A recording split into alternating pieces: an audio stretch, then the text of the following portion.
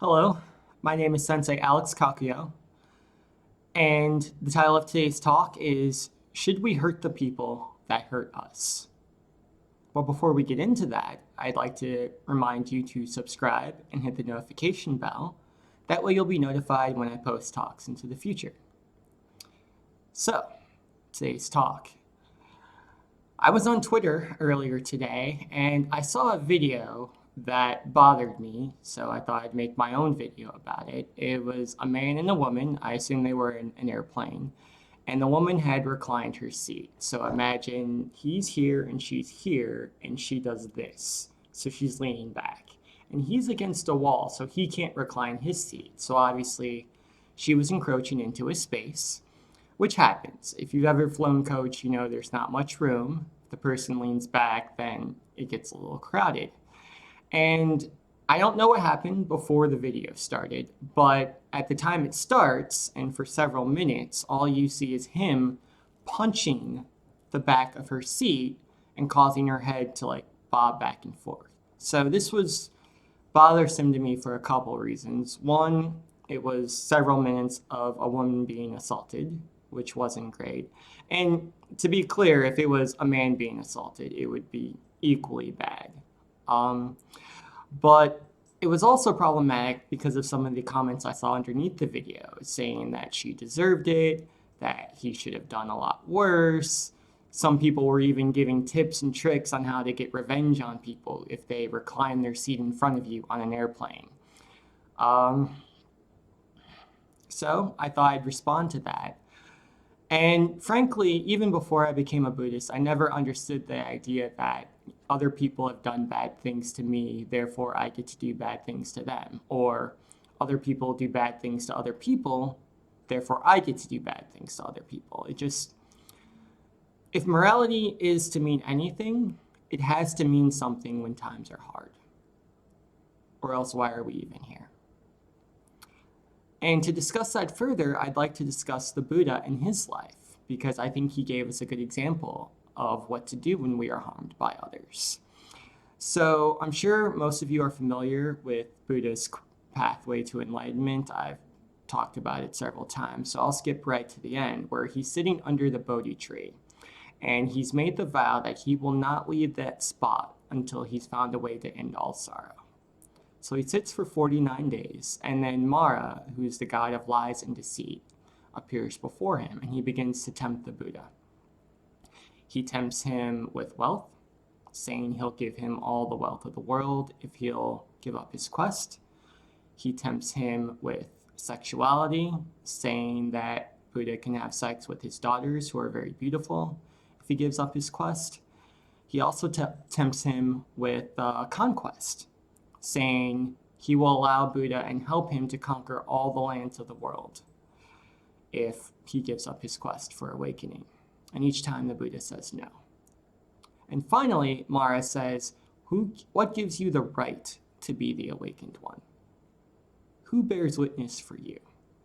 And as he says this, Mara has an army standing behind him, egging him on. So you can imagine thousands of demons and demigods standing witness for Mara.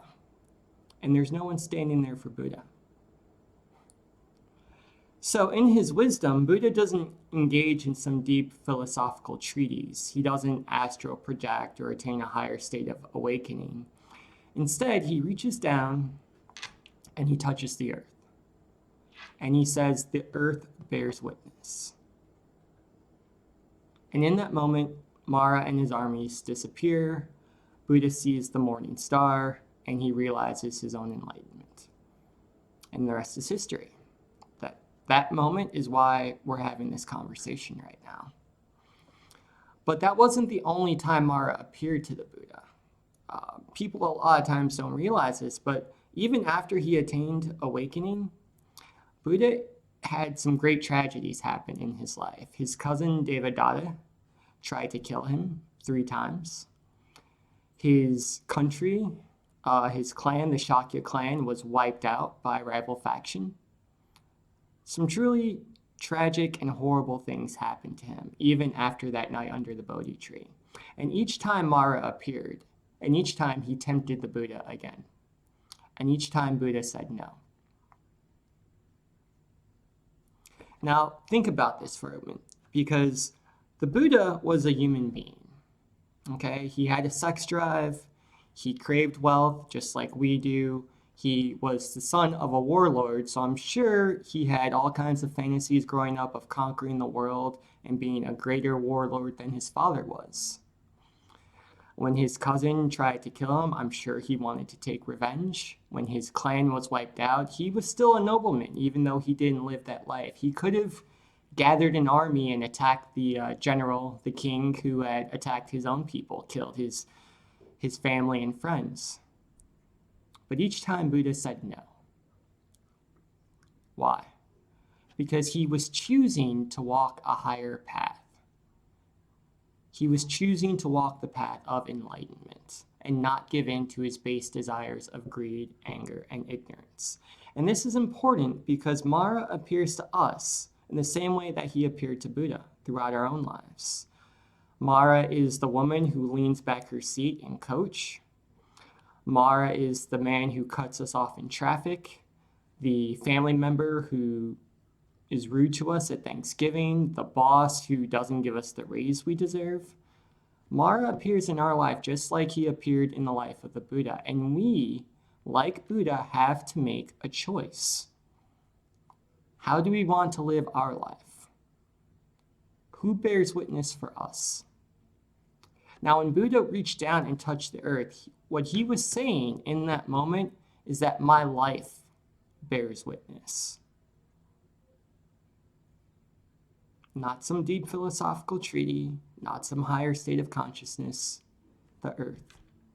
My everyday life is my witness. It's my proof that I have a right to walk this path. So if we are serious about our practice and we want to walk this path, our lives have to bear witness. We have to be image bearers for the Dharma. And part of that means that sometimes when people harm us, we have to choose to not harm them in response.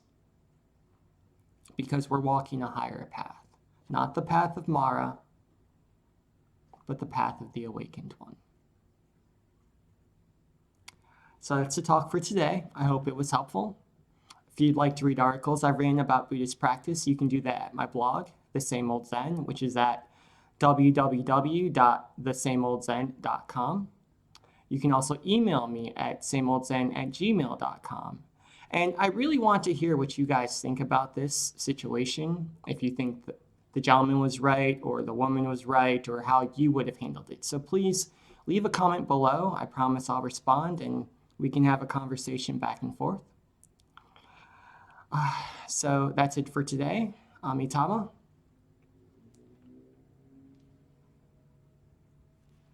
Until next time.